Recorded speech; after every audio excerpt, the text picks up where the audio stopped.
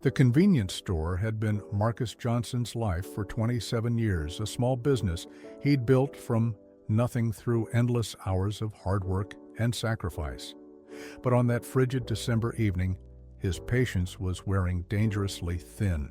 As he watched the small boy in the tattered coat lingering by the candy display, his dirty fingers hovering over the chocolate bars Marcus had just arranged perfectly. The security cameras had caught 3 shoplifters that week alone, and he wasn't. About to let this scruffy kid become number 4, storming from behind the counter, Marcus approached the child, his voice rising to a thunderous roar that echoed through the small store, making other customers turn in shock. What he didn't realize, as the harsh words left his mouth, was that the interaction was being recorded not just by his own security system, but by a customer's phone, capturing a moment that would change both his life and the little boy's forever. Before we continue this heart-wrenching story that will challenge everything you believe about first impressions and hidden struggles, please subscribe to our channel now for more powerful real-life moments that remind us how a single interaction can transform multiple lives in unexpected ways. Marcus Johnson arrived at his convenience store at exactly 5:15 that morning, just as he had 6 days a week for the past 27 years, the pre-dawn darkness still blanketing the neighborhood as he unlocked the security gate that hadn't been necessary when he first opened Johnson's Market, but had become an unfortunate necessity. As the neighborhood had gradually declined, his breath forming small clouds in the December air, as he went through his morning ritually, flipped through his keys, each one marked with careful precision until he found the one labeled front door, slipping it into the lock with the practiced ease of a man who could perform this task, blindfolded the interior of the store greeting him with familiar silence. Before he brought it to life, Marcus hadn't always been the kind of man who would yell at a child. In fact, the Marcus of 20 years ago was known throughout the neighborhood for his easy smile and generous spirit, the shopkeeper who would slip extra candy into children's bags and extend credit to families when times were tough. The man who remembered everyone's names and asked about their lives with genuine interest. But that was before the big box store opened 5 miles away, before the factory closures that decimated the neighborhood's economic stability, before the 3 break-ins last year. That insurance barely covered before the slow, painful transformation of a thriving community into one struggling to survive. He moved through his morning checklist with mechanical efficiency, checking inventory, restocking shelves, counting the register, till the rhythm of retail so deeply ingrained it required little conscious thought, leaving his mind free to worry about the numbers that increasingly refused to add up, the profit margins growing thinner each month, the bills stacking higher. The shoplifting incidents had been the final straw. 3-in-1 week merchandise vanishing into coat pockets and backpacks, cutting directly into the already razor-thin profits that kept his business afloat. The security cameras he'd installed at considerable expense, catching only portions of the thefts, not enough for police to do anything meaningful. Their resources stretched too thin for what they called minor retail theft. What they didn't understand was that there was nothing minor about it to Marcus. Each chocolate bar, each energy drink, each small item that disappeared represented another crack in the foundation of the life he'd built through decades of 16-hour days, missed family gatherings, and sacrificed dreams. He'd once had plans beyond this store, aspirations for expansion, maybe even a small chain of neighborhood markets, his own brand, his own legacy. But those dreams had gradually constricted, narrowing down to a single desperate hope: to simply keep the doors open one more year, one more month. As he brewed the first pot of coffee, the aroma filling the small store with warmth, he caught his reflection in the chrome of the machine, a face he sometimes failed to recognize. When did those lines appear around his eyes? When did his hair become more salt than pepper? When did the smile that once came so easily transform into this perpetual worried frown? Marcus remembered his father's words when he first announced his plan to open the store. "You're working too hard to make someone else rich, son. Might as well work that hard. Making yourself rich."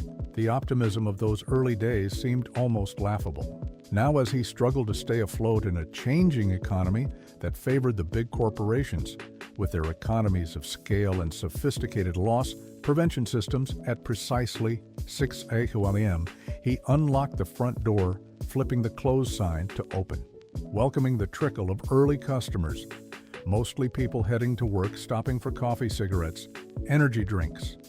The small purchases that kept his business limping along, the familiar faces nodding and greeting, though the warm conversations of years past had gradually been replaced by efficient transactions, neither party having the luxury of time for genuine connection anymore. The morning passed in its usual rhythm, the small bell above the door announcing each arrival and departure, the register's electronic chime marking each sale, Marcus moving between tasks, with the efficiency born of decades of practice, his eyes constantly scanning for potential shoplifters, the new normal in his daily existence. He'd installed the security cameras 3 months ago, an expense he could barely afford, but could no longer avoid the monitor behind the counter, splitting his world into quadrants, black and white footage of people moving through aisles. Their actions now constantly under his suspicious gaze, a necessity that had further hardened something in his once open heart by afternoon.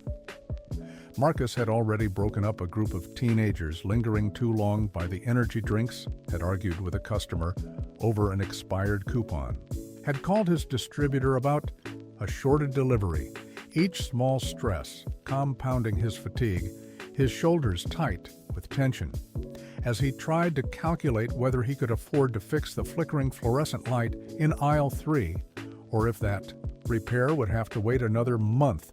The neighborhood had changed around him. Families he'd known for decades moving away as jobs disappeared, property values dropping, new faces appearing, then vanishing before he could learn their names. The community fabric fraying as economic pressures mounted the personal connections that had once made his job rewarding, now replaced by transactional relationships and constant vigilance. It hadn't happened overnight. This transformation of both the neighborhood and Marcus himself, but rather through 1,000 small moments of disappointment, stress, and necessary compromise. The gradual erosion of optimism by the relentless tide of economic reality, each day demanding a little more hardness, a little more suspicion, a little less of the generous spirit that had once defined him as the winter afternoon darkness, began to settle outside the front windows.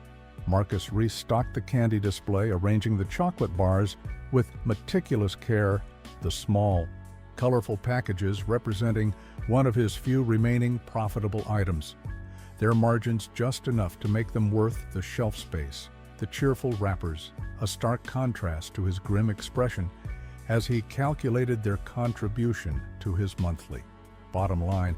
He didn't recognize himself sometimes in quiet moments of reflection. Didn't remember deciding to become this person. Perpetually stressed, perpetually suspicious, perpetually one bad month away from losing everything he'd worked for, the slow transformation happening. So gradually he hadn't noticed until it was complete. The optimistic young entrepreneur replaced by a middle-aged man fighting daily just to maintain what he had built. The bell above the door chimed again, announcing another customer. Marcus glancing up at the security monitor out of habit, his eyes narrowing at the small figure in the tattered coat who had just entered the store. Elijah Williams woke to the sound of hushed voices outside the thin curtain that separated his and his mother's sleeping area from the rest of the shelter dormitory. The small digital clock on the floor beside their mattress showing 5:43 a.m. Too early to be awake, but too late to fall back asleep, with the shelter's morning routines already beginning. Around them, the 8-year-old boy lay still for a moment, watching his mother's sleeping face in the dim light, memorizing the peaceful expressions. That would soon be replaced by the worried look she carried throughout her waking hours. He slipped out from under the blankets, careful not to wake her. These quiet morning moments, the only time she truly rested. Patricia Williams worked 2 part-time jobs when she could find them, cleaned houses when she couldn't. The constant hustle to provide for them, leaving deep exhaustion etched into her 32-year-old face, her body thin from the habit of ensuring Elijah ate before she did. It had been 3 months since they'd lost their apartment after the manufacturing plant, where Patricia had worked for 6 years, suddenly closed, leaving her and 300 other employees without jobs or prospects in a town where such opportunities were increasingly rare. The severance package barely covered 2 months' rent. Their savings quickly evaporated by necessity, the shelter becoming their last resort, while Patricia applied for job after job in an unforgiving economy. Elijah padded quietly to the small plastic bin that contained their remaining possessions, selecting his clothes for the day. With careful consideration, the winter chill required layers, but his options were limited. His growth spurt over the summer meant most pants now revealed his ankles. His winter coat had a broken zipper held together with a safety pin, the indignities of poverty that he bore with a stoicism beyond his years in the community bathroom. Elijah brushed his teeth with the remaining inch of toothpaste. They had been carefully rationing, trying to ignore the growl of his empty stomach. Tuesday was always the hardest day. The monthly food assistance having run out by the previous weekend, the next 4 days requiring careful management of hunger, until the school's weekend backpack program would provide some relief. When he returned, Patricia was awake, sitting on the edge of their shared mattress, her dark hair pulled back, her eyes tired, but her smile genuine, as it always was for him, no matter their circumstances. Morning sunshine. She whispered their private greeting since he was a toddler, a reminder of brighter days. Breakfast was meager. A shared granola bar from the stash Patricia kept for emergencies, and half an apple saved from yesterday's. Lunch, the shelter's morning meal program, wouldn't begin for another hour, and Elijah needed to leave for school before then. Patricia carefully wrapping the apple core in a napkin for later. Nothing wasted, nothing taken for granted. In their new reality, as Elijah packed his school bag, Patricia knelt before him, straightening his collar, her eyes taking inventory of his appearance with motherly concern. "Honey," she said hesitantly, her hand dipping into her pocket, "I want you to have this," she pressed. A crumpled $2 bill into his small palm, the paper worn soft from being carried long in her pocket. Elijah recognized it immediately. The emergency money she kept for absolute necessities. "I can't take this," he protested, knowing exactly how precious those $2 were in their current circumstances. Patricia closed his fingers around the bill. "It's supposed to snow more this afternoon," she explained, "and you have that long walk from school. I want you to stop at Johnson's Market and get yourself something, maybe a hot chocolate," to warm up her voice, catching slightly, as she added, "and maybe a little candy bar. If there's enough, the simple childhood pleasure of sweets, now a luxury beyond their regular reach." Elijah carefully tucked the money into his jeans pocket, the responsibility of it weighing on him. He understood the sacrifice it represented, how many meals his mother would likely skip to give him. This small comfort. The walk to school was cold, the December air biting through his inadequate coat, the hole in his right sneaker admitting slush and ice. Despite the plastic bag Patricia had wrapped around his sock as a makeshift waterproofing, Elijah kept his head down against the wind, his mind occupied with thoughts of the precious $2 and what he might purchase after school, the rare treat becoming more meaningful.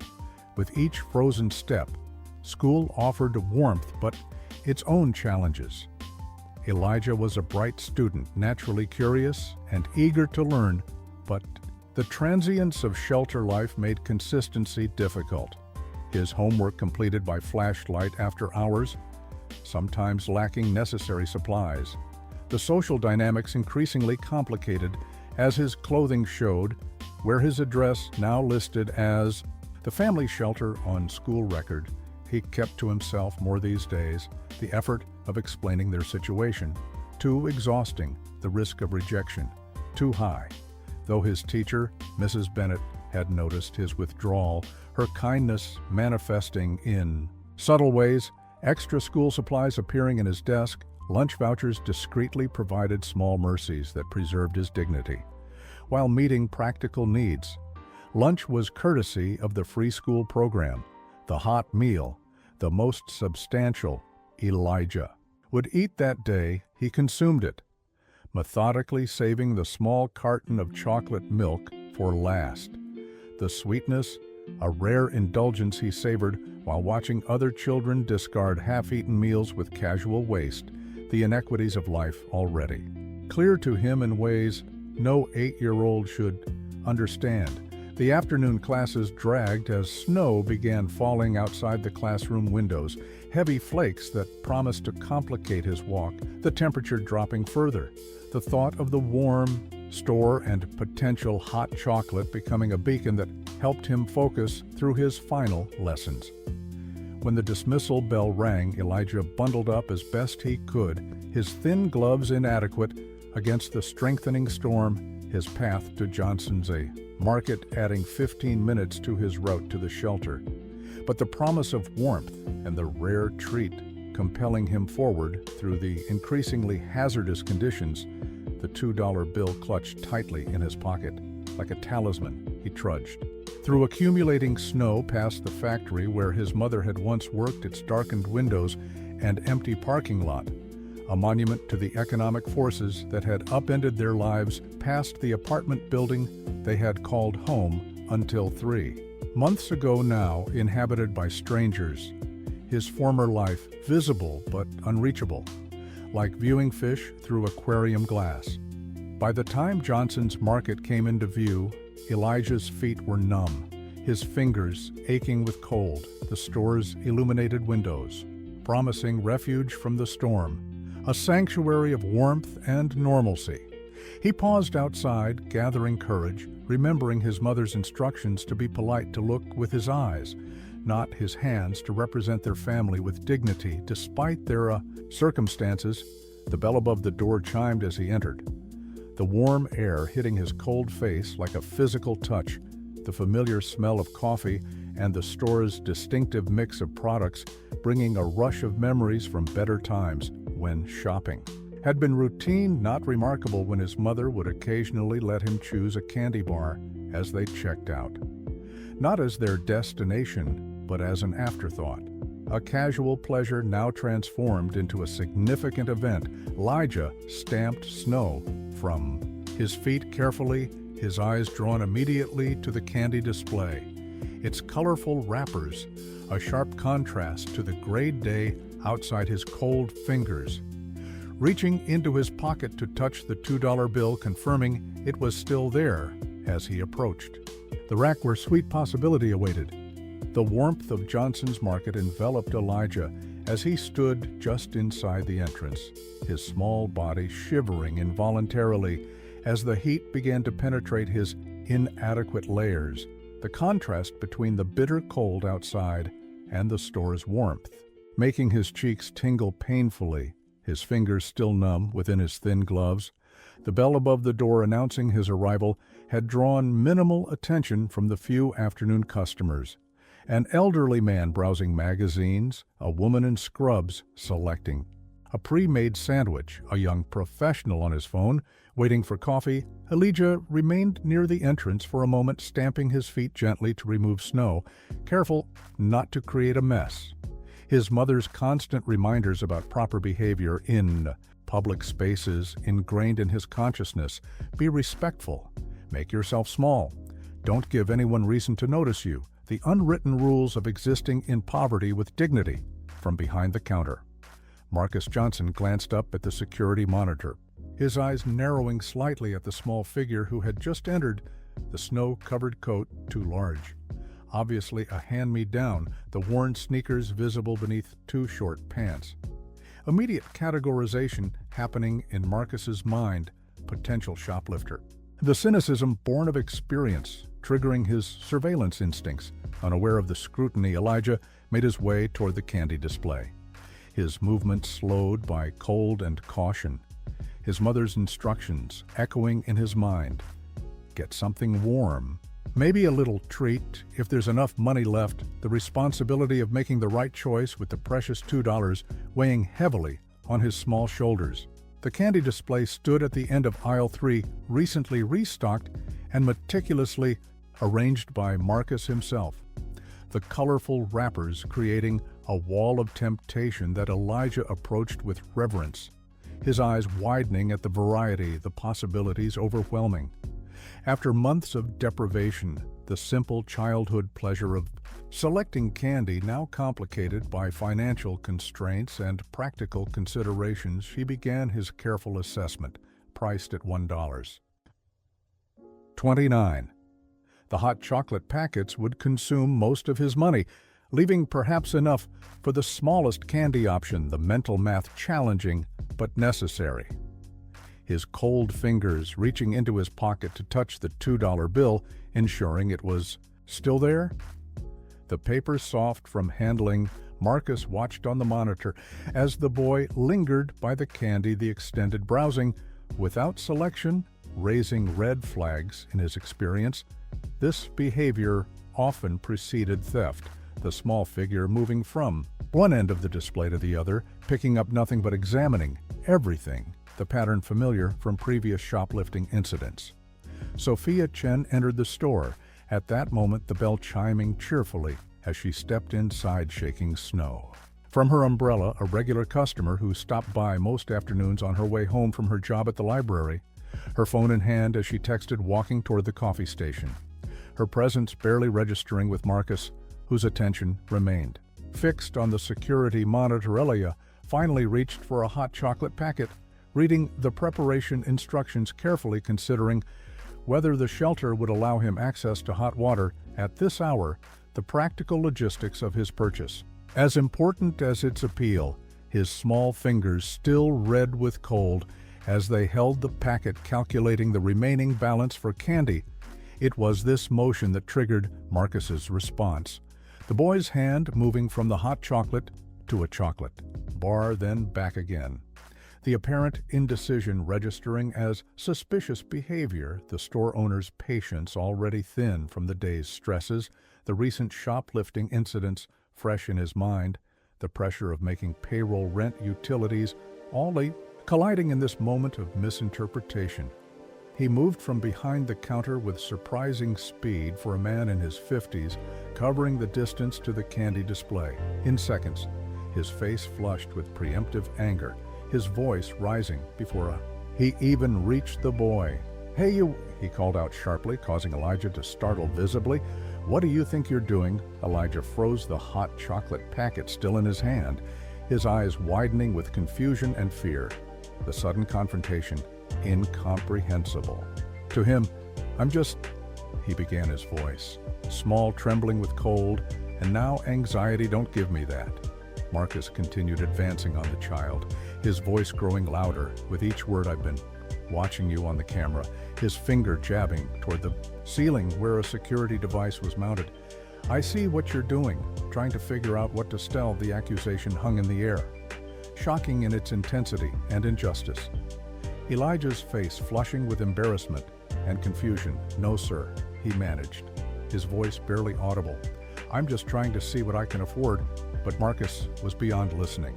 Weeks of stress, financial pressure, and vigilance against theft culminating in this misguided confrontation.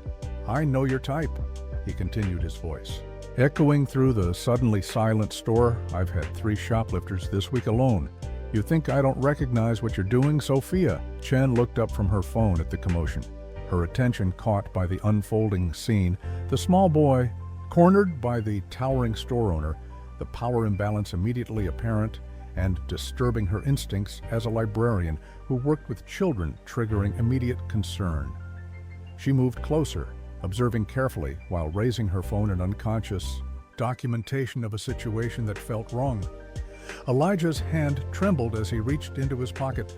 "I have money, sir," he said, his voice cracking with emotion as he produced the crumpled $2 bill, holding it up like a shield against the accusations. My mom gave it to me for hot chocolate and maybe candy. The sight of the worn bill held in the small, shaking hand should have diffused the situation immediately, but Marcus was too far into his tirade, momentum and embarrassment preventing him from backing down. Yeah, right? He scoffed, probably stole that too. Tears welled in Elijah's eyes. At the unfairness of the accusation, the precious money from his mother characterized as stolen. The hot chocolate packet still clutched in his other hand. Mom gave it to me. He repeated, his voice stronger, despite the tears now tracking down his cold, reddened cheeks for after school, because it's cold. The elderly customer had stopped pretending to browse magazines now, openly watching the confrontation. Disapproval evident in his expression. The woman in scrubs moved closer, her face reflecting growing concern at Marcus's treatment of the child. The young professional had stopped his phone conversation entirely. The store now silent except for Marcus's harsh breathing and Elijah's sniffling. Sophia Chen had been recording for nearly 30 seconds, capturing Marcus's accusations and Elijah's tearful defense, her librarian's knowledge of the local community connecting dots that Marcus had missed. The context clues of the boy's appearance, his obvious poverty, the worn but clean clothing, the desperation to make the right choice with limited funds. Enough, Sophia said, stepping forward, her voice firm but controlled as she continued recording. Stop bullying this child. Her intervention seemed to penetrate Marcus's anger, slightly, his head turning toward her, the realization that he had an audience beginning to register, that he was being recorded, that his behavior was being documented in real time. I'm not stealing, Elijah said again, the tears flowing freely now, his shoulders hunched against the verbal assault. The hot chocolate packet extended toward Marcus, as if in proof of his innocence. I was just trying to see if I had enough. Money left for candy after the hot chocolate, his voice breaking on the last word.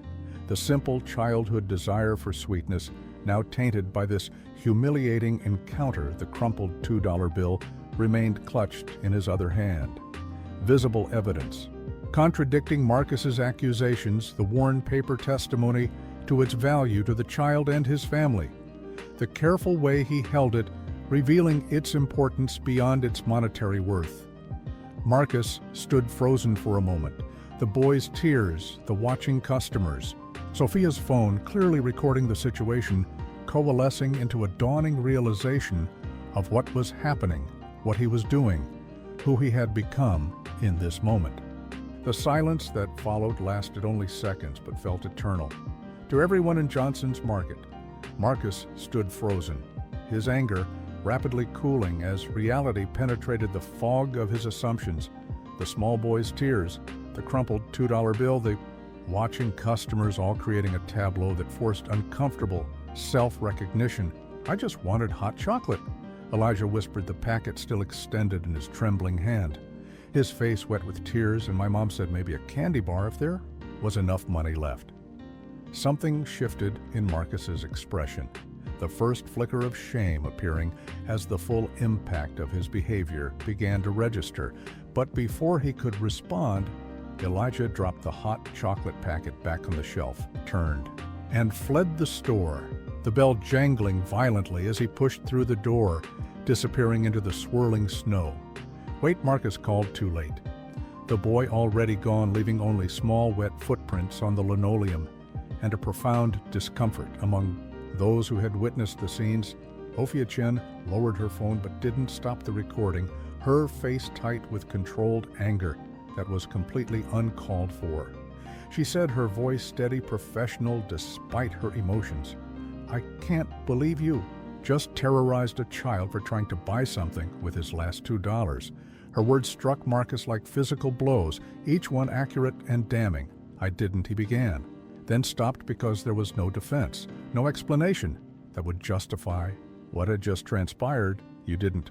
What the woman in scrubs interjected, stepping forward, didn't notice. He was just a hungry, cold kid trying to make his money stretch. You didn't think before accusing him of stealing when he was counting pennies, Marcus looked between the women. The elderly man who was shaking his head in disapproval, the young professional who was pointedly putting his items back on the shelf, preparing to leave, without purchasing the sudden unified judgment of strangers creating a mirror he couldn't avoid. "I've had shoplifters all week," Marcus said, his voice lacking conviction, the explanation sounding hollow even to his own ears. "I thought you thought wrong."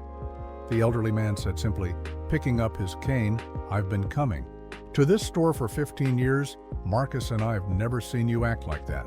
Never thought you had it in you to make a child cry." The customers departed one by one, leaving without purchases. A small but immediate consequence of the incident, Sophia. "Chen, the last to go, pausing at the door. I volunteer at the family shelter on weekends," she said quietly. The anger in her voice now tempered with something like pity. "That little boy and his mother lost everything when the factory closed. They're good people who've fallen on hard times, and you just made their day so much worse." The door closed behind her, leaving Marcus alone in his store, the accusation echoing in the sudden silence, the security monitor still showing the empty space by the candy display, where moments ago he had towered over a frightened child, the image of himself he'd never intended to become. He moved mechanically through the motions of picking up the dropped hot chocolate packet, his fingers tracing the dent in the cardboard where Elijah had held it so carefully, the physical evidence of the boy's innocent intentions, the memory of the tears tracking down cold, reddened cheeks, the visible confusion and hurt in those young eyes replaying in Marcus's mind. With increasing clarity, "What have I become?" he whispered to the empty store, the question hanging unanswered. In the air outside, the snow continued to fall heavier now as darkness descended early on the December afternoon. Elijah ran through the accumulating drifts, his tears freezing on his cheeks, his breath coming in ragged gasps from both exertion and crying, the confrontation replaying in his mind with the intensity of trauma, the accusations, the anger, the humiliation, all compounding his physical discomfort as wet snow seeped through his inadequate shoes. He ran without direction, at first the need to escape overwhelming any logical thought, just putting distance between himself and the store. The safety of the shelter temporarily forgotten. In the rush of emotion, eventually instinct guided him toward the familiar route, his pace slowing as exhaustion and cold overtook adrenaline, his small body shivering violently as the temperature continued to drop. By the time Elijah reached the shelter, the snow had soaked through his clothing, his hands and feet numb, his face tear-stained and wind-burned, the $2 bill still clutched in his fist, now damp from snow and sweat, the precious resource he had failed to convert into comfort. The reminder of his mother's sacrifice and his own failure to bring home the promised treat. Patricia Williams was folding laundry in the common area when her son stumbled through the door, her motherly instinct immediately registering that something was wrong beyond the physical distress of cold and wet. "Elijah," she called, rushing to him. "What happened?" "Baby, where's your hot chocolate?" The question, innocent but painful, unleashed a fresh wave of tears, Elijah collapsing into his mother's embrace, the physical and emotional toll of the afternoon overwhelming his usual stoicism, his body shaking with cold and suppressed sobs, the words tumbling out between gasps. "The man at the store yelled at me, accused me of stealing, said I probably stole." The money too. Patricia's arms tightened around her son, protective fury rising in her chest at the thought of someone treating her child this way. Her own difficult day momentarily forgotten in the face of her son's distress. She guided him to their sectioned-off area, helping him out of his wet clothes, wrapping him in their one spare blanket. Her movements efficient but gentle as she attended to his physical needs while processing the implications of what had happened. "Who was it?" Patricia asked. Carefully, once Elijah had calmed somewhat, her mind already cycling through potential responses, the limited options available to a homeless mother whose child had been mistreated. The store owner, Elijah, replied, "The man behind the counter at Johnson's Market." Recognition flickered in Patricia's eyes. She knew the store had shopped there regularly before their circumstances changed. had exchanged pleasantries with Marcus Johnson, for years had always found him gruff but fair. His transformation into someone who would terrorize a child as surprising to her as it had been to the customers who witnessed it.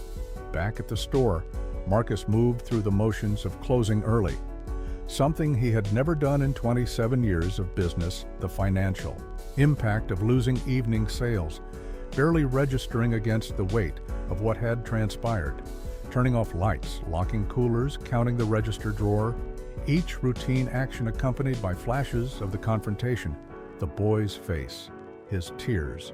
The crumpled $2 bill. When the essential closing tasks were complete, Marcus sat heavily on the stool behind the counter, his elbows on the scratched surface, his head in his hands, the security monitor still cycling through camera views, showing the empty store, the candy display, the door through which Elijah had fled the scenes of his profound failure of character. Outside his window, darkness had fully descended the snowstorm, intensifying the street, empty of pedestrians, the occasional car moving slowly through deteriorating conditions, Marcus watching, without seeing his mind, replaying not just the afternoon's events, but the gradual transformation that had made them possible, the slow hardening of his heart, the incremental surrender to cynicism, the daily choices to see threats rather than humanity in those who entered his store. What Sophia Chen had said about the boy and his mother nagged at him. Good people who'd fallen on hard times, the phrase forcing uncomfortable recognition that he had ceased to see individual stories in his customers, had begun categorizing them based on appearance behavior. His own prejudices, the very things he had once prided himself on never doing, he locked the store and headed to his small apartment.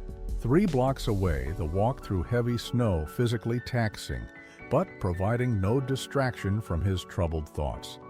The image of Elijah's tear-streaked face, more persistent than the cold, the wind, the physical discomfort of navigating the storm.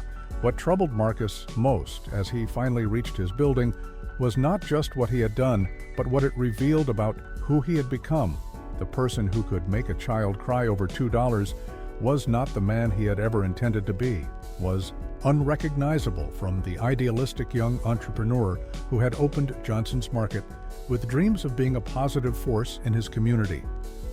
In the shelter, Patricia held her son close on their shared mattress. Elijah finally sleeping after the emotional exhaustion of the afternoon, his breathing, even his body warm again, though the hot chocolate he had so desperately wanted remained unpurchased. The small comfort she had tried to provide transformed instead into a lesson about cruelty and prejudice, the kind of lesson no 8-year-old should have to learn. She stroked his hair gently, the sleeping child innocent and vulnerable. The $2 bill now dried and carefully smoothed out, placed back in her pocket for another day. Another attempt at small normality in their disrupted lives, her mind cycling through worry, anger, and determination. The complex emotions of a mother unable to shield her child from the world's harshness.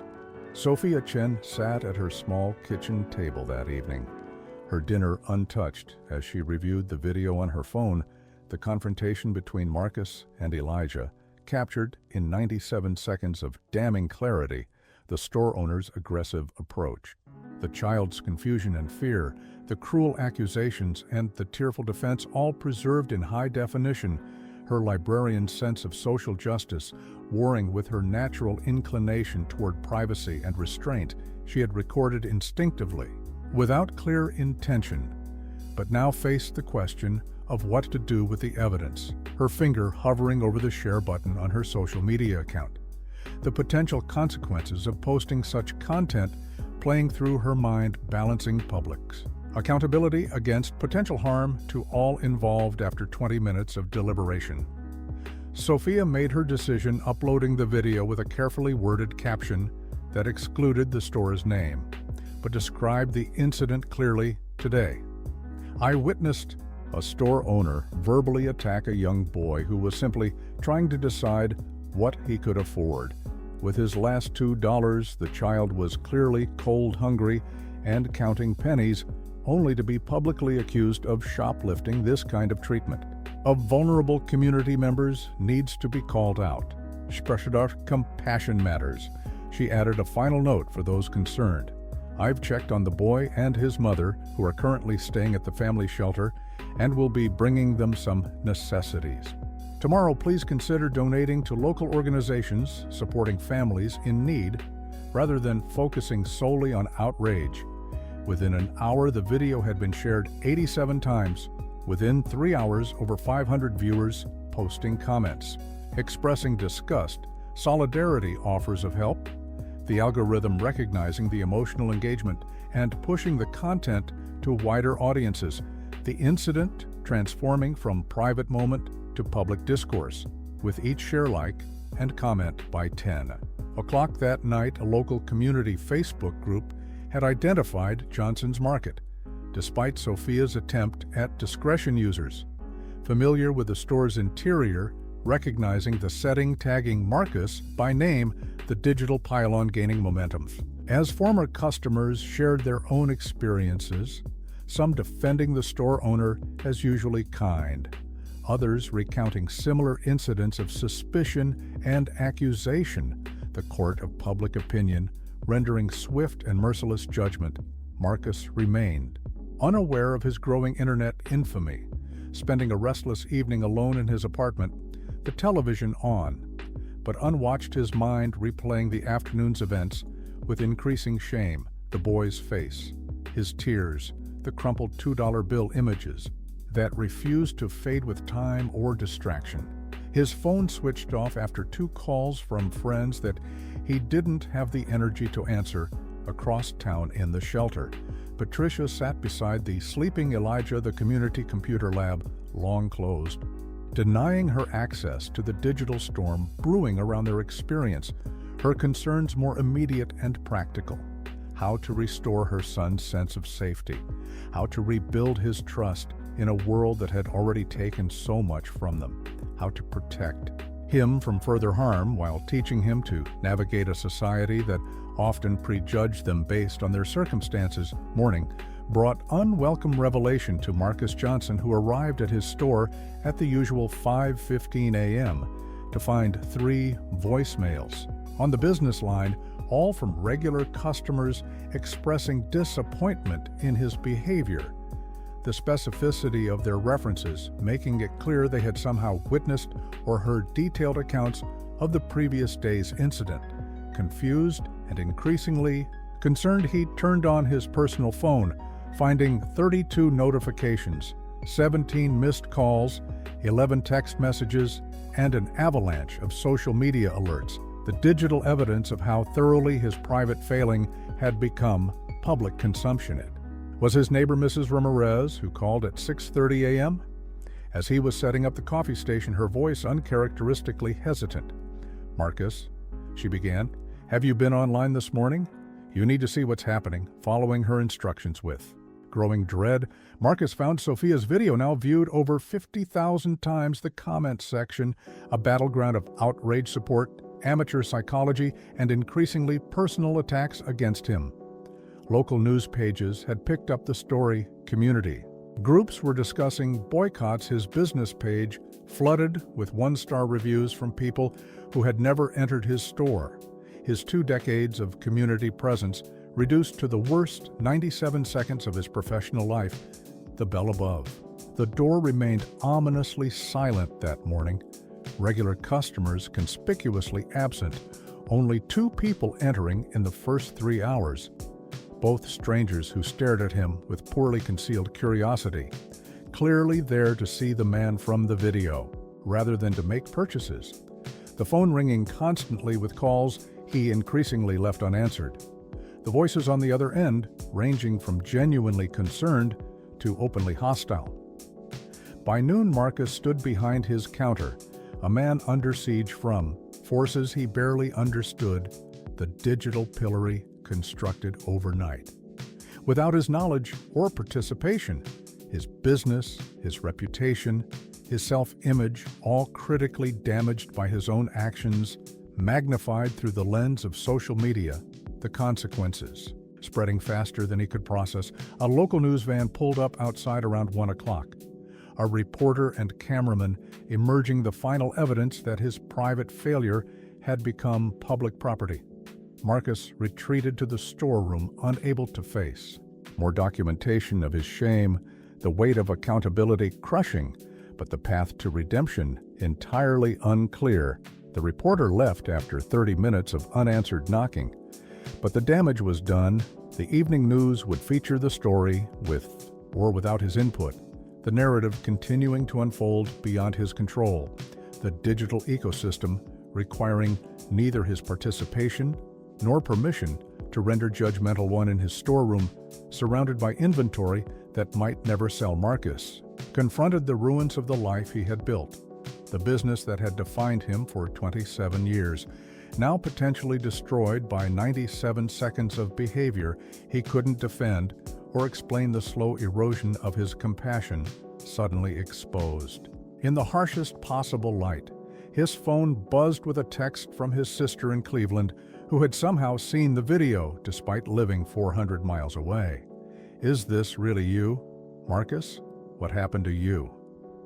The message cutting deeper than the stranger's comments, because it came from someone who knew who he had once been, who recognized how far he had fallen from his own values. Across town, Sophia Chen was experiencing her own version of viral fame. Her inbox flooded with messages from strangers. Her video now featured on local news websites. Her initial impulse to document injustice having created ripples beyond her anticipation or control. Community members asking for the boys' information, wanting to send money gifts. Her principled stand against identifying Elijah or the shelter specifically increasingly difficult to maintain against the tide of well-meaning but intrusive interest at the shelter. Patricia Williams remained unaware of the digital firestorm, her focus on Elijah, who had awakened subdued and anxious, requesting to stay at the shelter rather than attend school, his usual resilience dimmed by the previous day's experience, the staff granting special permission, given the circumstances, allowing mother and son rare daytime hours together in the normally empty dormitory. Patricia noticed the increased attention from shelter staff, the extra portion at breakfast, the donated winter coat that suddenly became available in exactly Elijah's size, the small kindnesses appearing without explanation from people who avoided her gaze when she asked questions, the behavioral changes, subtle but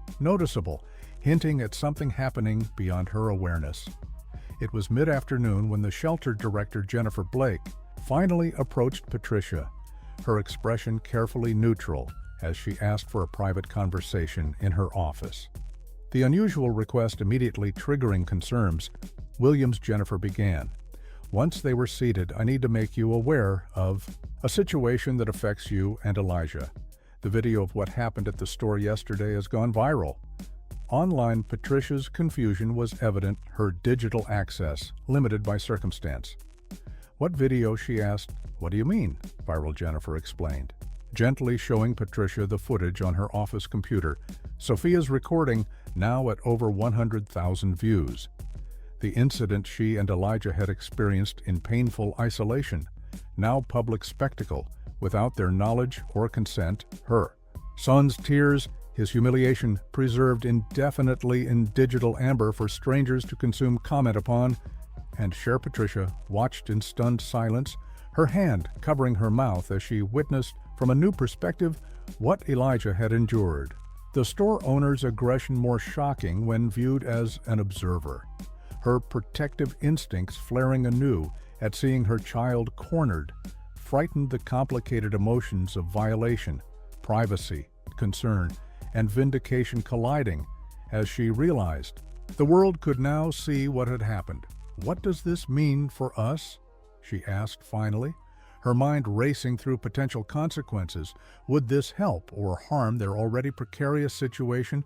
Would the attention bring support or additional challenges?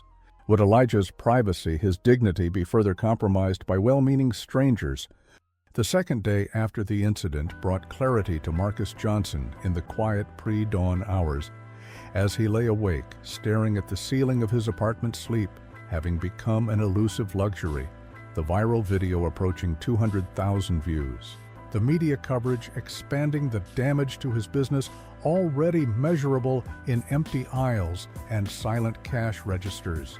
He couldn't defend his actions, couldn't explain them, couldn't rationalize what he had done, but he could try to make amends. Realization came with surprising force, cutting through the fog of shame and self-pity that had enveloped him since watching the video.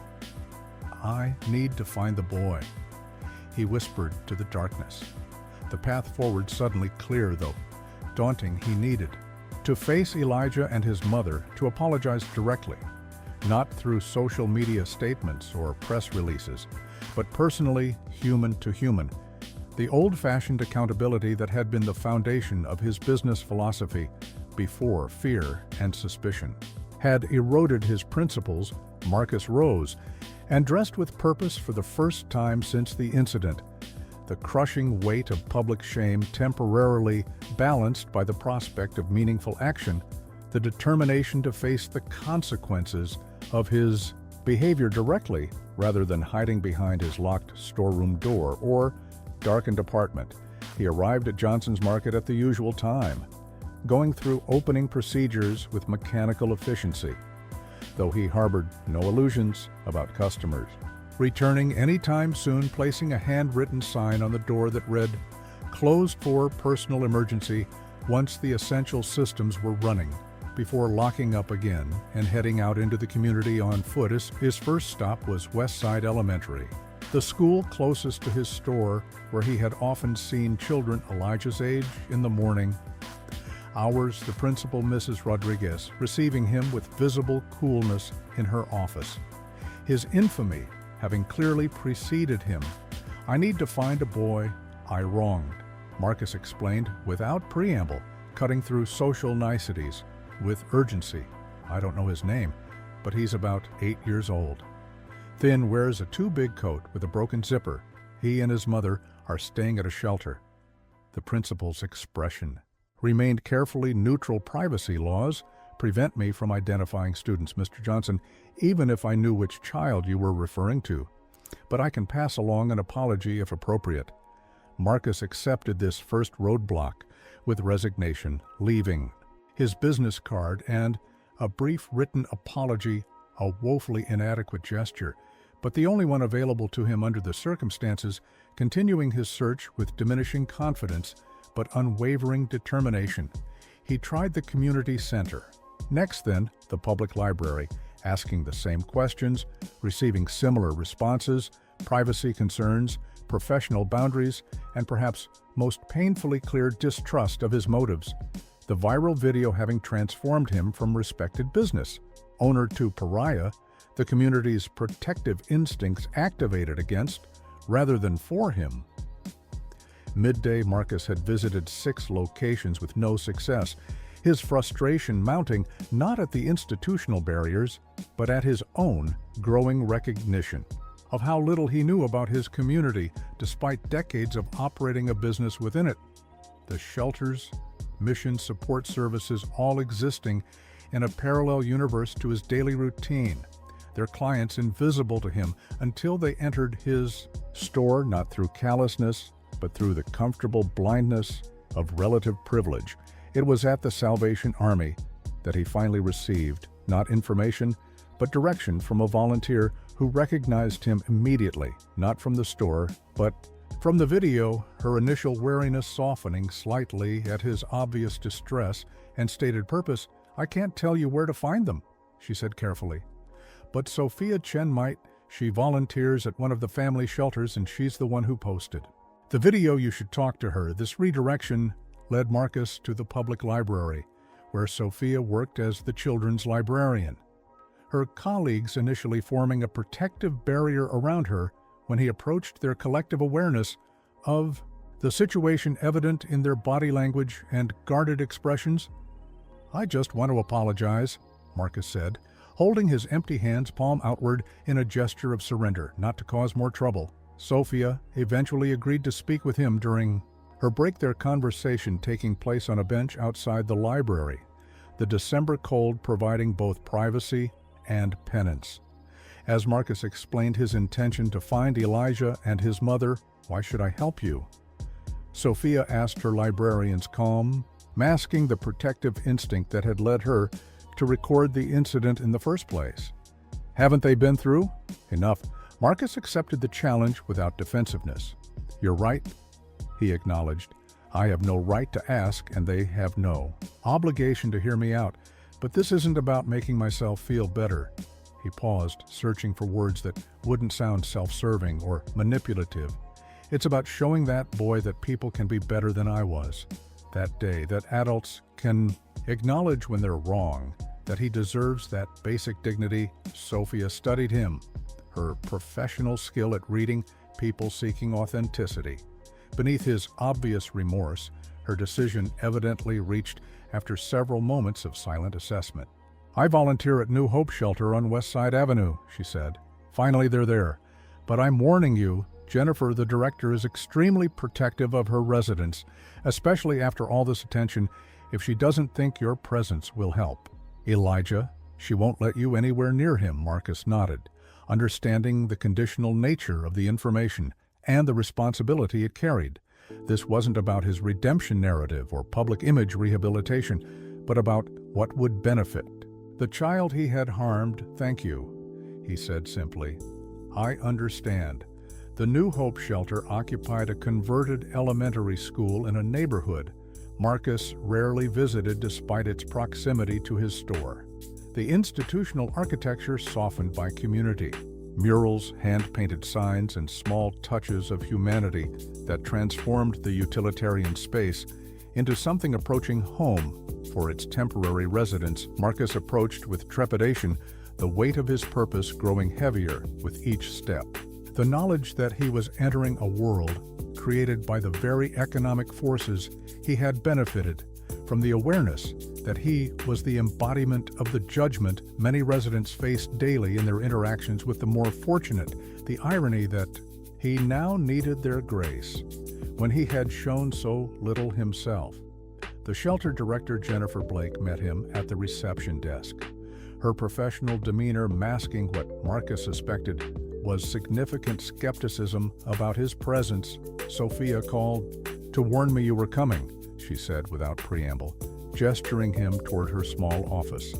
The implied message clear. This conversation would happen on her terms, in her space. Jennifer closed the office door once they were seated. The small room, furnished with mismatched donations and grant-funded necessities. "Why are you here, Mr. Johnson?" she asked directly. "And please understand that I'm not interested in helping you clear your conscience at the expense of my residents' well-being." Marcus respected her directness, matching it with his own. "I made a terrible mistake," he said.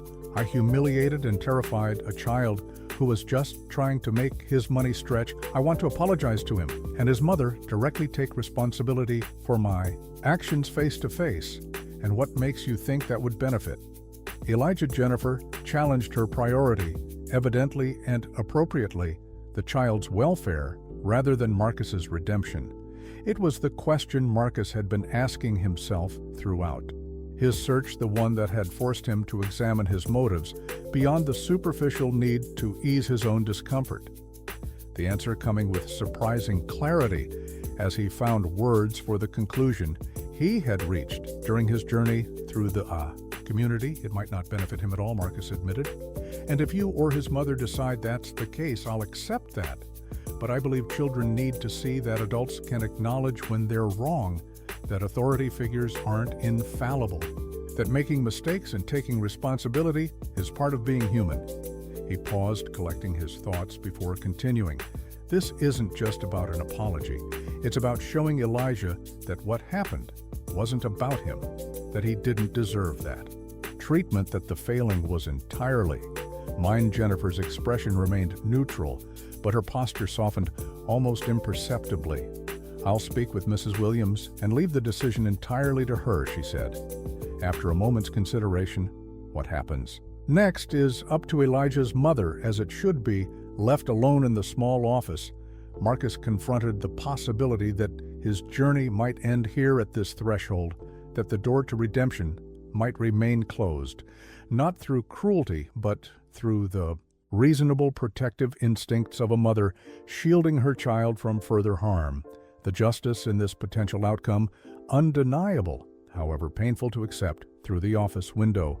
He could see a small playground where children played, despite the December chill, their resilience in the face of circumstances beyond their control, humbling their capacity for joy. Despite displacement and uncertainty, a powerful reminder of what childhood should be and what he had momentarily stolen from. One small boy with his unwarranted suspicion and public humiliation, Marcus watched the children play his perspective, shifting subtly but significantly. As he waited for a verdict, he had no right to influence understanding, with growing clarity that whatever happened next, whatever Patricia Williams decided, would be a lesson in itself about power consequences and the complicated path of genuine redemption. Patricia Williams listened to Jennifer Blake's explanation with careful attention, her face revealing little of the complex emotions swirling beneath the surface as the shelter director relayed Marcus Johnson's presence and request the store owner's apparent remorse, his desire to apologize directly to Elijah and herself, the decision now entirely in her hands whether to grant this opportunity for amends or maintain the protective boundary between her child and the man who had humiliated him. Seems genuinely sorry, Jennifer concluded, but this isn't about what he needs. It's about what's best for you and Elijah. You're under no obligation to see him. Patricia considered the situation from multiple angles, the mother's instinct to shield her son from further trauma balanced against the practical reality that difficult interactions were unavoidable in life, particularly for children in their circumstances. The potential educational value in seeing accountability demonstrated the complex lesson of forgiveness versus the simpler message of avoidance. What does all this attention mean for us? Patricia asked the question that had been foremost in her mind since learning about the viral video, the practical concerns of a mother, whose primary focus remained her family's stability and safety, regardless of internet fame or public interest. Jennifer's response was measured. The shelter has received some donations specifically for you and Elijah, which we've set aside in a restricted account, she explained, and there have been job offers for you, which we can discuss later if you're interested. But there's no pressure to become the public face of this situation. Your privacy remains our priority, Patricia nodded, processing this information. The potential opportunities weighed against the discomfort of public scrutiny, the unexpected consequences of a moment neither she nor Elijah had chosen to share with the world. Does Elijah know the store owner is here? She asked finally. Jennifer replied, we wanted your decision first. After several moments of silent deliberation, Patricia reached her conclusion. I'll speak with him first, she decided alone. Then, if I think it's appropriate, Elijah can join us, but only if he wants to, and I'll stay with him the entire time. Jennifer nodded, approving of Patricia's balanced approach. I'll bring Mr. Johnson to the family meeting room. She said it's private but has windows so staff can see inside without hearing the conversation. Small but significant safety measure that Patricia appreciated. Marcus had been waiting for nearly 40 minutes when Jennifer returned, his anxiety growing with each passing minute. The very real possibility that Patricia Williams would refuse to see him entirely justified, making the hollowness in his stomach expand with each tick of the institutional clock on the wall. She'll speak with you, Jennifer announced, her neutral tone giving no indication of what to expect. But Elijah isn't present. For now, the implied message clear that this initial conversation would determine whether the child would be involved at all. The family meeting room was clearly designed for supervised visitations and counseling sessions. Institutional furniture arranged to facilitate conversation without imposing false intimacy, windows providing transparency, while sound-dampening materials ensured privacy. The space both functional and subtly compassionate in its design. Patricia Williams was already seated. When Marcus entered her posture, straight her expression, composed her hands, folded neatly on the table before her. The dignity of her presentation, a stark contrast to their circumstances. The careful grooming and clean though worn clothing speaking to pride maintained despite devastating setbacks. "Thank you for agreeing to see me." Marcus began lowering himself into the chair across from her, the prepared apology he had mentally rehearsed. Suddenly inadequate in the face of her direct, unwavering gaze. "I'm here because I want to understand," Patricia said before he could continue, her voice steady, controlled. "Why did you target my son? What made you look at an 8-year-old child counting pennies and see a criminal?" The directness of the question stripped away any possibility of performative remorse, forcing Marcus to confront the uncomfortable truth of his behavior, the underlying assumptions and prejudices that had guided his actions that day. It wasn't just about the shoplifting incidents or business pressures, but about who he had chosen to suspect and why. "I could give you explanations," Marcus said after a moment's reflection. "Recent thefts, stress, financial pressure. But none of that excuses what I did." He met her eyes directly, the honesty costing him, but necessary. "The truth is, I stopped seeing people as individuals, started categorizing them based on appearance, circumstances. My own assumptions, Elijah, became a category in my mind, not a child with a story and needs and dignity. I failed him completely, and I failed myself too." Patricia listened without interruption, her expression unchanged, though something shifted in her eyes as Marcus continued. "I'm not asking for forgiveness," he said. "That's not why I'm here. I just want Elijah to know that what happened wasn't his fault, wasn't about him at all. It was entirely my failing, my mistake, my responsibility. I want him to know that adults can be wrong, can make terrible mistakes, and should be held accountable for them." When he finished, Patricia remained silent for several moments, studying him with the careful assessment of a mother whose primary concern remained her child's well-being. "We were regular customers, you know," she said finally, "before everything changed. I came to your store at least once a week for years. Elijah loved the cherry candy sticks you kept by the register." The simple statement hit Marcus with unexpected force. The realization that he had failed to recognize not just a child in need, but a former regular customer, someone who had contributed to his business, supported his livelihood, before economic circumstances had changed their relationship. "I didn't realize," he admitted, the shame deepening. Patricia nodded. "I'm not surprised," she said without bitterness. "When you lose your job, your home, your place in society, you become invisible to people who once smiled and greeted you by name. The world divides into those who see past your circumstances to your humanity, and those who only see the circumstances." Her words carried no accusation, just the live truth of someone who had experienced this transformation firsthand, the painful reality of how quickly one could move from community member to outsider, from valued customer to suspicious presence. "I worked at Midwest Manufacturing for 6 years," Patricia continued, assembly line supervisor before the closure. "They gave us 6 weeks' notice and a severance package that barely covered 2 months' rent. The jobs that replaced it pay half as much with no benefits, no security. Elijah and I ended up here 3 months ago, after everything ran out." Marcus listened with growing understanding. The economic forces that had reshaped his business had devastated her life. The same factory closure that had reduced his customer base had eliminated her livelihood.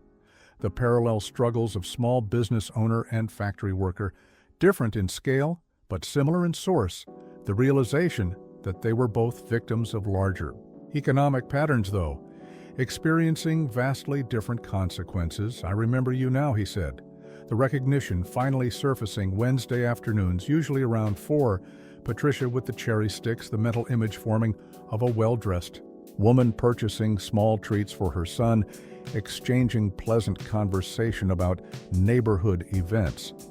Whether the casual community connections he had once valued before, fear and suspicion had replaced them.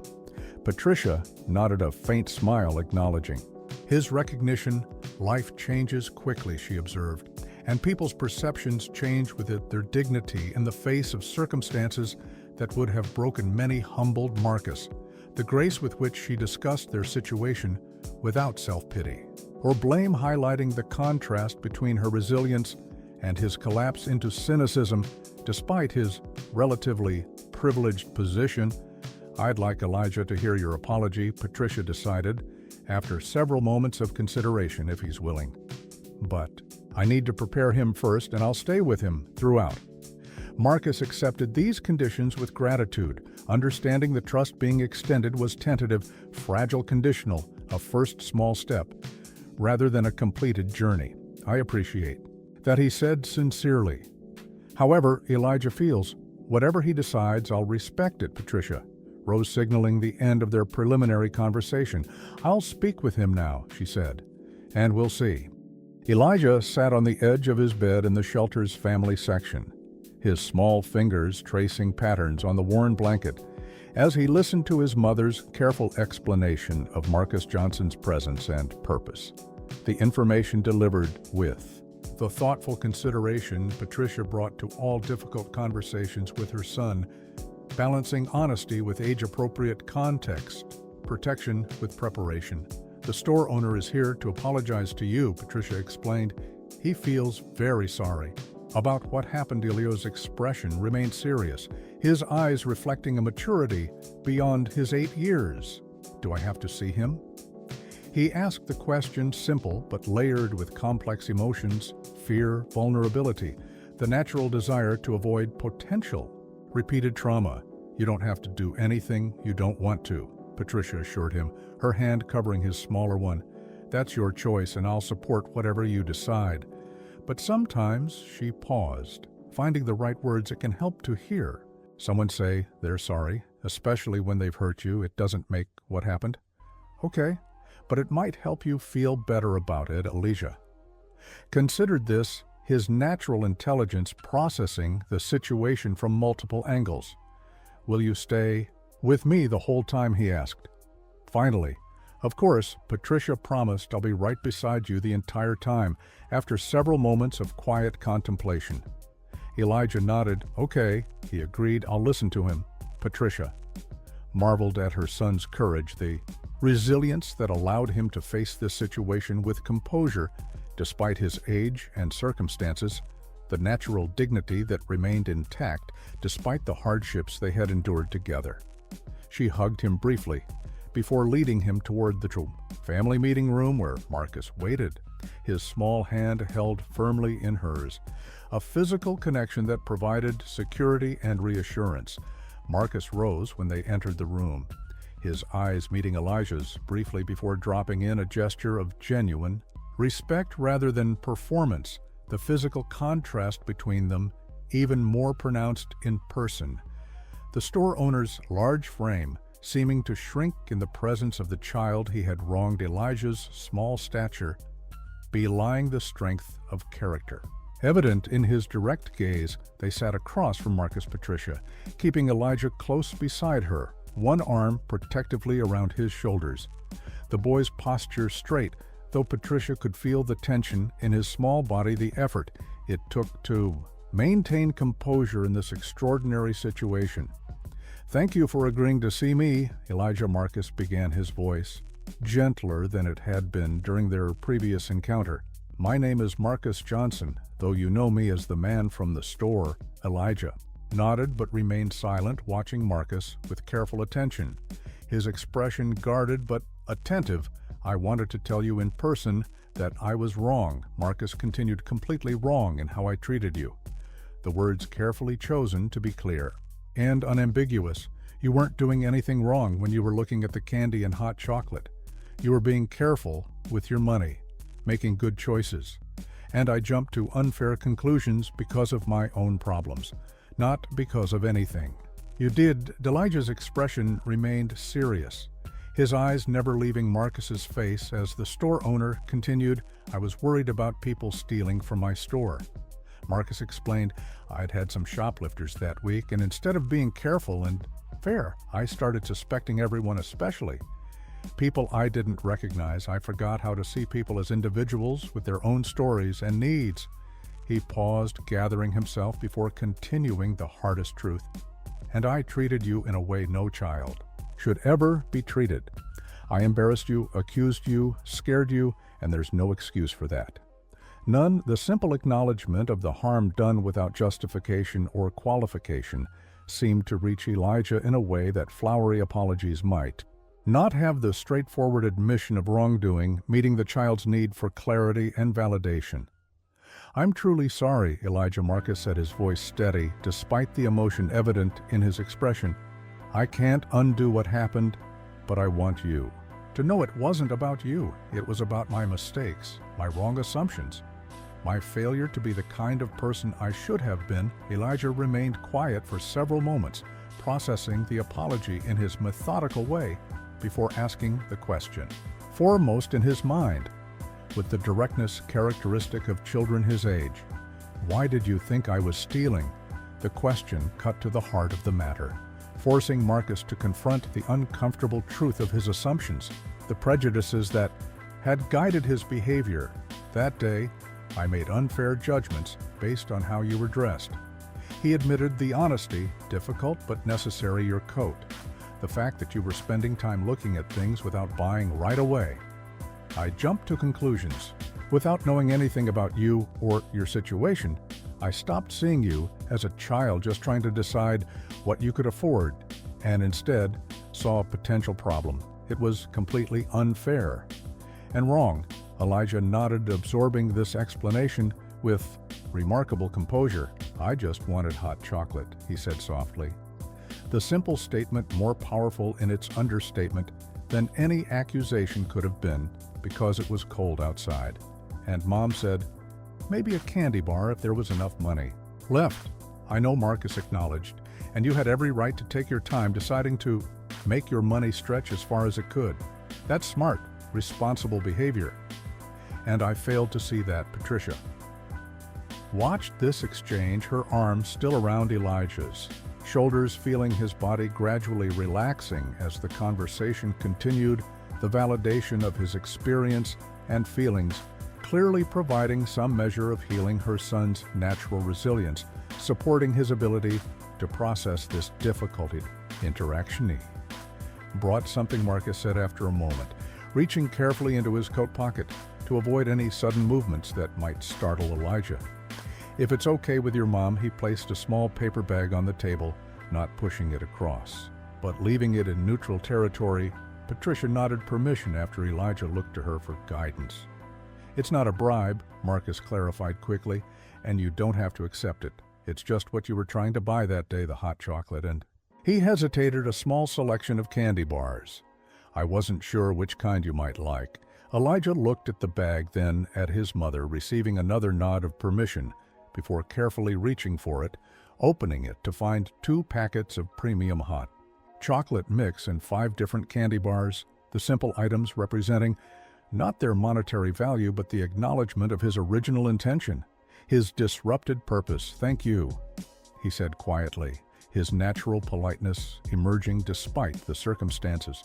Patricia noticed something, her mother's intuition, recognizing the subtle shift in her son's demeanor, the slight easing of the burden he had carried since the incident at the store, the power of being heard, acknowledged, respected after having been dismissed, and humiliated, the beginning of healing, though not complete forgiveness.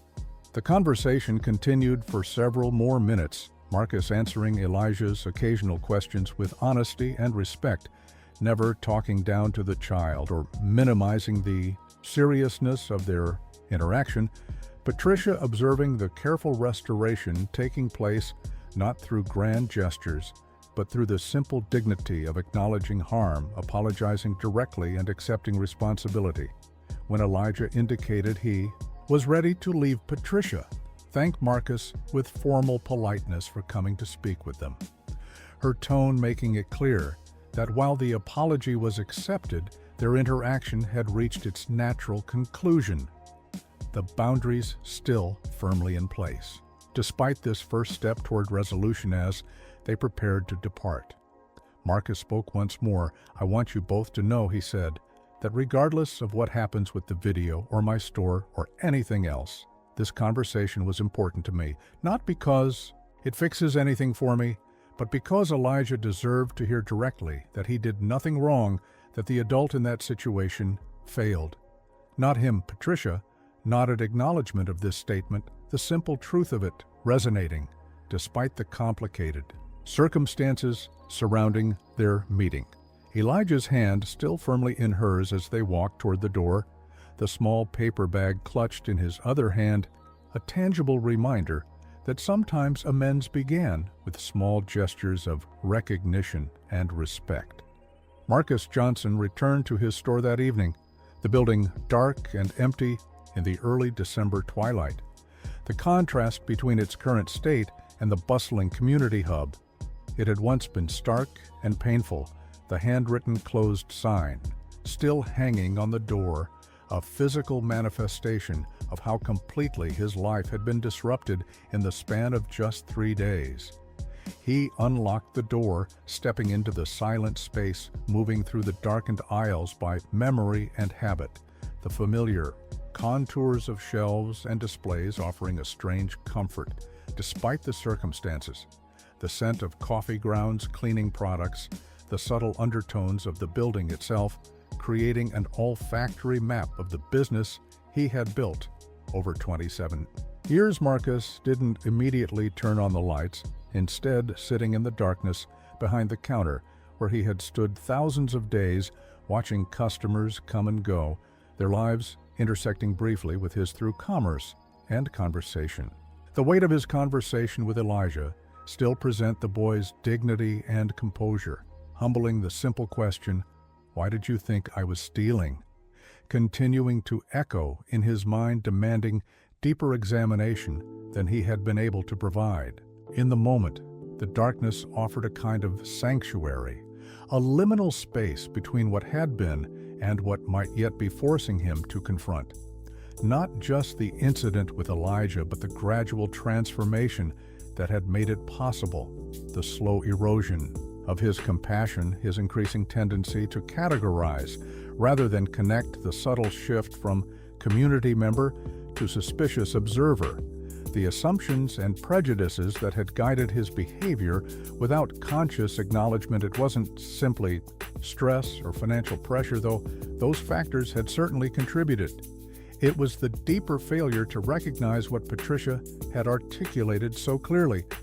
When you lose your job, your home, your place in society, you become invisible, the painful truth that he had stopped seeing individuals and started seeing categories, the very antithesis of the personal connection that had once defined his business philosophy. After nearly an hour of contemplation, Marcus turned on a single light, the small lamp illuminating only the counter and register area, creating a pool of visibility in the otherwise darkened store. He reached for his laptop, opening it with newfound purpose, the blank screen reflecting his face as it booted up the lines of worry and shame etched more deeply than they had been a week ago. But something else present too, a clarity that had been missing for longer than he cared to admit. For 20 minutes he worked steadily, typing, deleting, retyping, searching for the right words to express what needed to be said without excuses or performance, the message taking shape gradually as he refined and simplified until it felt authentic rather than calculated, the first step in a journey with no guaranteed destination. When he finished, Marcus reviewed what he had written, not a press release or corporate apology, but a direct address to the community that had supported his business for nearly 3 decades, and to the wider audience that now knew him only through those 97 seconds of his worst behaviors. Satisfied that the statement reflected his genuine thoughts rather than strategic positioning, Marcus connected his laptop to the small camera he used for inventory records, positioning it to capture him. Seated behind the counter, the familiar backdrop of his store visible, the setting authentic rather than stage. He took a deep breath, steadying himself before pressing record, meeting the camera's lens directly without notes or teleprompter. "My name is Marcus Johnson," he began, I own Johnson's Market on Maple Street, and I'm the man in the video that many of you have seen where I wrongfully accused and humiliated a young boy who was simply trying to decide what he could afford with his limited money. Marcus continued speaking for just under 4 minutes, acknowledging his behavior without qualification, explaining that he had met with Elijah and his mother to apologize directly, taking full responsibility without using the meeting as evidence of redemption or demanding forgiveness, describing how the incident had forced him to confront uncomfortable truths about how he had changed over years of financial pressure and community decline. What happened with Elijah wasn't about shoplifting or business stress, Marcus stated, looking directly into the camera. It was about me forgetting to see the humanity in the people who walk through my door, especially those facing challenges I haven't experienced. It was about prejudice, assumptions, and the failure to connect with my community in the ways that once made this store more than just a business. He concluded with a commitment rather than a plea. I don't know if I can regain your trust or if my business will survive this, he said. Honestly, but regardless of what happens next, I'm committed to being better, to seeing people as individuals with their own stories and struggles, to using whatever platform I have left to address the needs in our community that I've failed to recognize. For too long, after uploading the video to his rarely used social media accounts, Marcus closed his laptop, the small action feeling simultaneously inadequate and significant. The digital message sent into the void with no expectation of response or redemption, simply the truth as he understood it, offered without demand. The following morning brought unexpected developments. Sophia Chen was the first to share Marcus's video, adding a thoughtful comment about accountability and growth local. Community groups followed, some maintaining skepticism, others acknowledging the importance of direct responsibility. Former customers began commenting, sharing their own experiences of Marcus from before his transformation into the man seen in the viral confrontation, the digital narrative gradually expanding to include context, nuance, the complexities absent from the original 97 seconds. By afternoon, a local news crew had returned, this time finding Marcus present and willing to speak briefly on camera, not to defend himself, but to reiterate his commitment to making amends. The reporter, visibly surprised by his lack of defensiveness, his refusal to blame circumstances or minimize his actions.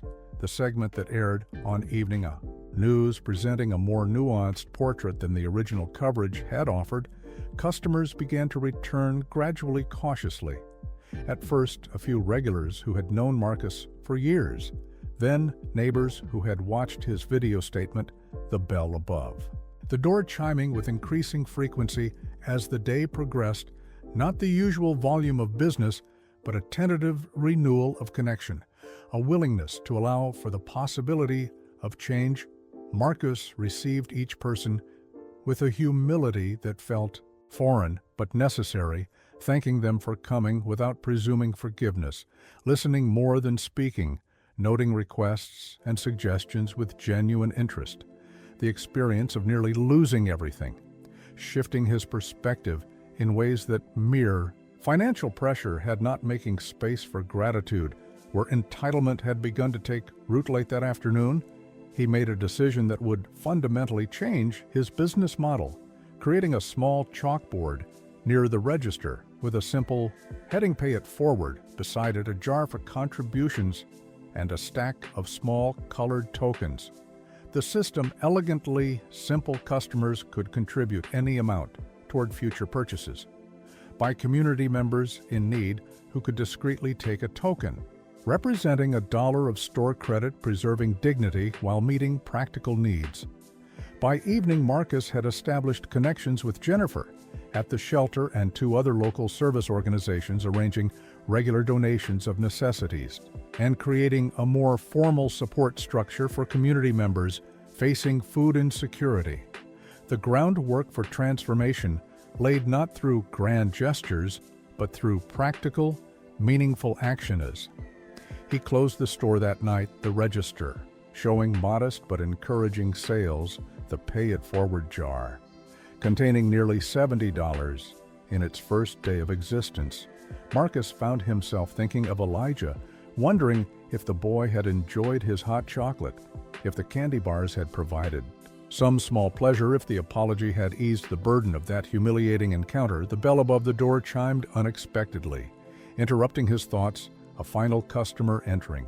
Just before closing, a middle-aged woman Marcus vaguely recognized as living in the apartment building across the street. "I saw your video," she said, without preamble, "and I wanted to tell you, my son went through something similar. When we were homeless for 6 months after my divorce, he was accused of stealing. When he was just looking," her voice catching slightly. No one ever apologized to him. Marcus listened without interruption, giving her story the respect and attention it deserved, the shared experience creating connection where transaction had previously existed. "It matters," she concluded, "that you acknowledged what happened, that you're trying to make it right. A lot of people wouldn't." The transformation of Johnson's Market unfolded gradually over the weeks that followed, not through dramatic renovation or rebranding, but through a series of small, meaningful changes that reflected Marcus's evolving understanding of his role in the community. The Pay It Forward program, growing beyond his initial vision as customers embraced the concept, some contributing pocket change, others making substantial donations. The colored tokens becoming a recognized currency of compassion within. The neighborhood word spread through community networks about the store, where anyone could receive essential items with dignity, where judgment had been replaced by understanding, where the owner himself had modeled accountability in a way rarely seen in public discourse, the story evolving from viral outrage to something more nuanced and ultimately more impactful. A testament to the possibility of genuine changes. Sophia Chen, who had inadvertently catalyzed this transformation through her recording, became an unexpected ally, visiting the store regularly, updating Marcus on community needs, and eventually agreeing to serve on the small advisory committee he established to guide his community support initiatives, her librarian's perspective and shelter volunteer experience, providing valuable insight into how the business could better serve vulnerable populations. "It's not about charity," Sophia explained during one of their conversations. "It's about accessibility, inclusion, recognizing that economic circumstances don't determine human worth or dignity." Marcus listened with genuine interest, absorbing these perspectives, incorporating them into his evolving business philosophy.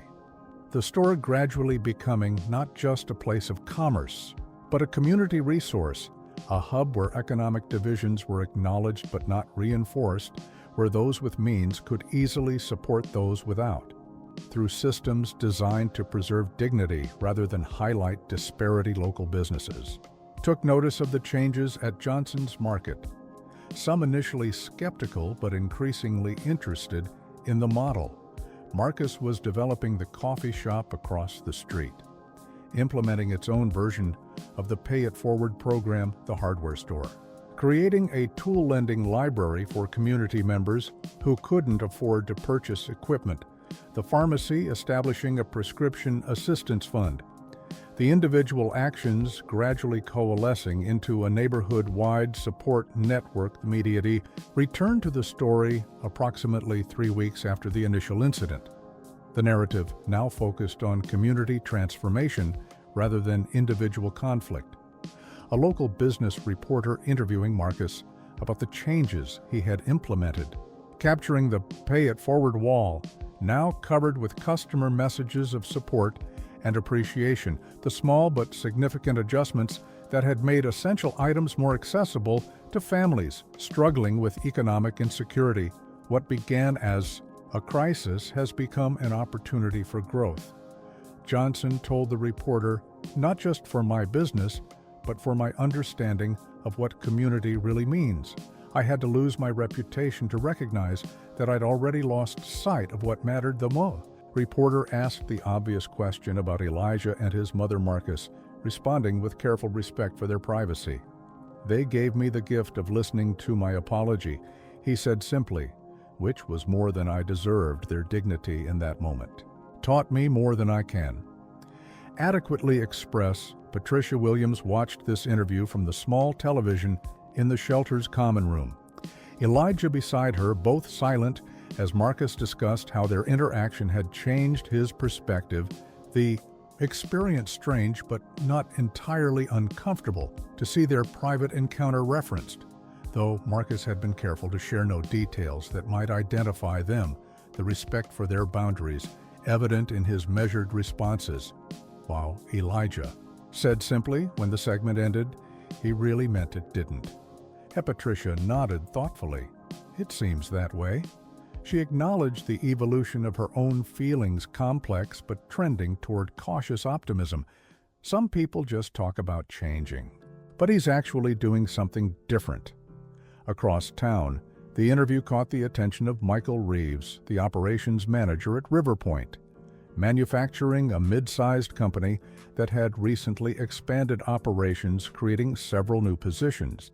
In their administrative department, the executive pausing his morning routine to watch with interest, as Patricia Williams was briefly shown in a file photo from before her economic circumstances had changed the caption, identifying her as a former manufacturing supervisor currently seeking employment.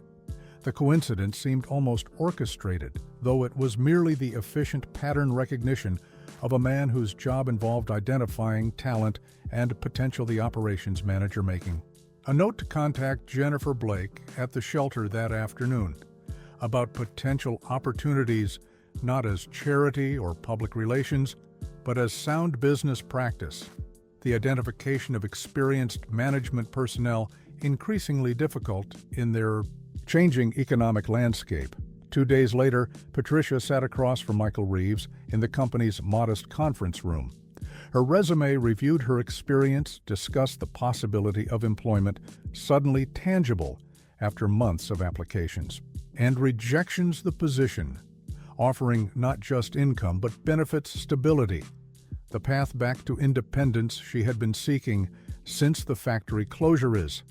This because of the video Patricia asked directly, unwilling to accept opportunity based on sympathy rather than merit.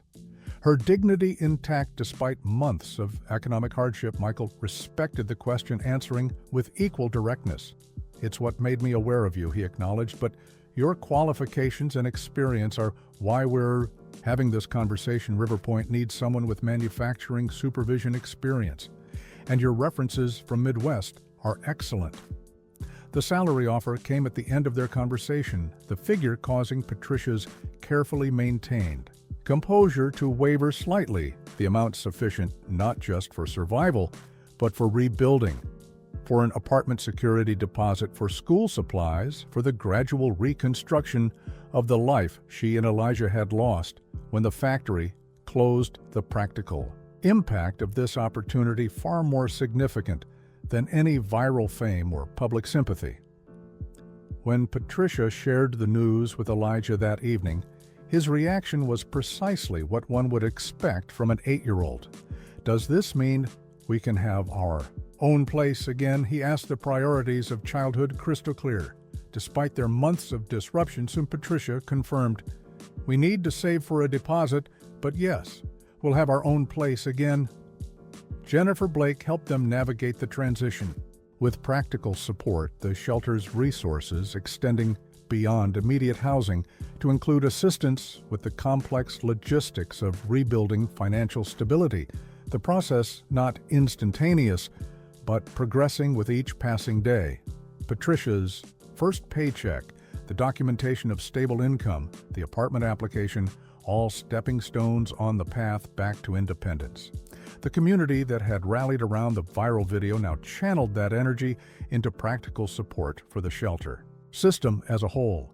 Donations of necessities, increasing volunteer applications, doubling the difficult conversation about poverty and prejudice, continuing beyond the initial incident, expanding to address systemic issues. The individual story becoming a catalyst for broader awareness and action. Marcus maintained his commitment to community support, the Pay It Forward program becoming a permanent feature of Johnson's Market, the advisory committee meeting monthly to identify and address emerging needs, the store gradually regaining its customer base while establishing a new identity as a business with conscience. The initial crisis transformed through consistent effort into opportunity for meaningful change. Approximately 1 month after starting her new position, Patricia made a deliberate decision to visit Johnson's Market on her way home from work. Elijah beside her, both apprehensive but determined, the need for closure, the desire to reclaim this space on their own terms, guiding their return to the scene where their story had begun. The bell above the door chimed as they entered, the familiar sound announcing their presence. Marcus, looking up from behind the counter, recognition immediate but response carefully measured, respecting the boundaries that remained despite the evolution of circumstances, the understanding that this visit represented significant effort on their part. "Welcome," he said simply. "Thank you for coming." Patricia nodded acknowledgement as Elijah looked around with cautious curiosity, noting the changes since their last visit, particularly the colorful Pay It Forward wall with its messages and tokens, the physical manifestation of how completely the store's philosophy had transformed in the weeks since their confrontation. They moved through the aisles, selecting a few items, Patricia now able to purchase necessities without counting pennies. Elijah pausing at the candy display with newfound confidence, selecting a cherry candy stick with the earned pleasure of a child whose mother was once again employed, whose future had regained some stability, whose dignity had been maintained through difficult circumstances. At the register, Marcus processed their purchases with professional courtesy, neither overcompensating with excessive friendliness nor retreating into awkward distance, finding the balance that acknowledged their shared history while respecting their current relationship. The interaction, ordinary yet significant in its normalcy, "Would you like to add $1 to the Pay It Forward program?" Marcus asked the standard question he now posed to all customers. Patricia considered momentarily, then nodded, the symbolism of tea. 6 months after the incident that had transformed so many lives, the early summer sunshine streamed through the windows of Johnson's Market, illuminating a space both familiar and fundamentally changed, the corner store now bustling with activity. On this Saturday morning, the anniversary of the Pay It Forward program, marked by a small community gathering, customers, volunteers, and neighborhood residents sharing coffee and conversation. The atmosphere warm with the genuine connection that had become the establishment's defining characteristic. Marcus Johnson moved through the crowd, greeting people by name, inquiring about families, jobs, specific needs. The genuine interest that had once been his hallmark, now restored and deepened by the journey of the past months, his face more relaxed than it had been in years. The burden of isolation and fear replaced by the different, but ultimately more sustainable weight of community responsibility. The Pay It Forward wall had expanded beyond its original design, now occupying an entire section near the register, colorful tokens representing different essential items hanging alongside notes of gratitude and encouragement from both contributors and recipients. The system refined through months of implementation to maximize dignity and accessibility. The practical mechanics of compassion worked out through trial and improvement. "I never expected this level of community response," Marcus admitted to Sophia Chen, who had stopped by for the anniversary celebration. Her role in the store's transformation now openly acknowledged, between them the initial recording that could have ended his business, instead becoming the catalyst for its reinvention. Her librarian's perspective on information sharing and community building, proving invaluable to the advisory committee. She now chaired "People Want to Help Their Neighbors." Sophia observed, "They just need systems that make it easy, accessible, dignified. Your store provides that." Structure across town, Patricia Williams put the finishing touches on the small two-bedroom apartment she and Elijah had moved into 3 months earlier.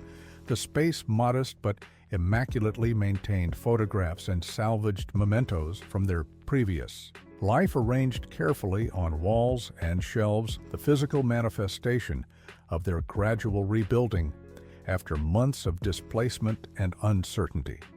Her position at Riverpoint Manufacturing had proven to be a genuine opportunity for professional growth. Her experience and work ethic quickly recognized her responsibilities, expanding as she demonstrated capabilities beyond her initial role. The stability of regular income benefits health insurance, transforming their daily existence from crisis management to forward planning. The security she had fought so hard to reclaim for her son finally re-established. Elijah thrived in this renewed stability, his academic performance improving his natural resilience, supported by consistent routine, secure housing, adequate nutrition. The psychological burden of homelessness, gradually lifting as normalcy, returned the experience not forgotten, but integrated into his understanding of life's uncertainties and the possibility of recovery. His empathy for others in similar circumstances, developing beyond his years. When they were ready, Patricia and Elijah arrived at Johnson's Market. Elijah, now comfortable in this space that had once been the site of humiliation, the store incorporated into their regular routine without drama or avoidance. The shared history acknowledged but not defining their current relationship with either the place or its owner. Hay. Elijah Marcus greeted the boy with the casual warmth he now extended to all the children who entered his store, the specific attention born not from performance, but from genuine commitment to seeing individuals rather than categories ready for the summer reading program. Elijah nodded. The library's summer initiative, Something Sophia, had specifically mentioned, knowing his interest in science and nature books. Already got my sign-up sheet. He confirmed his confidence with adults gradually restored through consistent positive interactions, the capacity for trust remarkable. In its resilience, Patricia exchanged pleasantries with several neighbors she now recognized from regular shopping trips. Her reintegration into the community fabric, progressing naturally as economic stability allowed for normal social interaction. The acute awareness of difference that accompanied poverty gradually fading, though never completely forgotten, the experience permanently shaping her perspective and priorities. The local news station had sent a reporter for the Pay It Forward anniversary.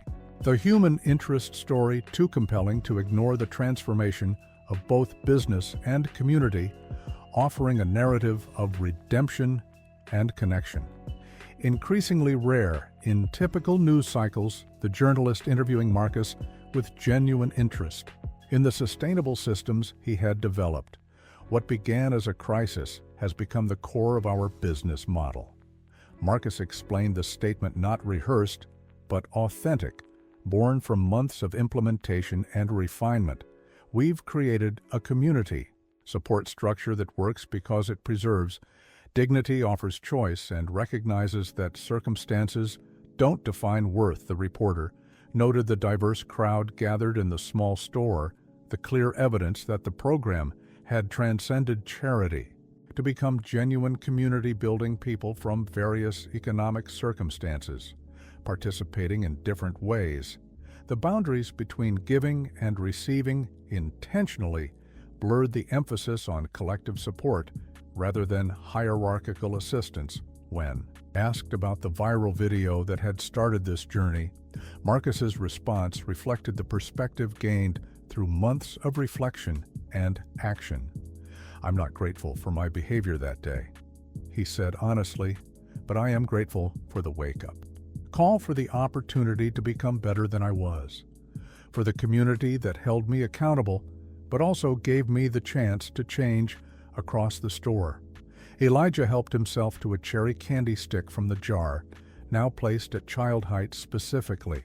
Designed to be accessible without assistance, the small independence intentional, the familiar treat no longer representing scarcity or humiliation, but simply the pleasure of childhood, The ordinary magic of sweetness on a summer day, Patricia watched. Her son, with quiet satisfaction, the contrast between his current ease and his previous trauma, a personal metric of recovery more meaningful than any public narrative or external validation, the practical reality of their improved circumstances, evident in small daily freedoms, the ability to purchase small treats without significant calculation or sacrifice. The normal childhood experiences gradually restored through her persistent efforts as the gathering continued. Customers sharing stories of how the Pay It Forward program had helped them through difficult times, others describing the satisfaction of contributing to tangible local support. The boundaries between helper and helped deliberately blurred in the community Marcus had helped nurture. Patricia approached him briefly, a rare direct interaction still marked by the history between them, but increasingly defined by their shared commitment to community rather than their initial conflict. "The program you've built here," she said, gesturing toward the wall of tokens and notes. "It's making a real difference for families like ours."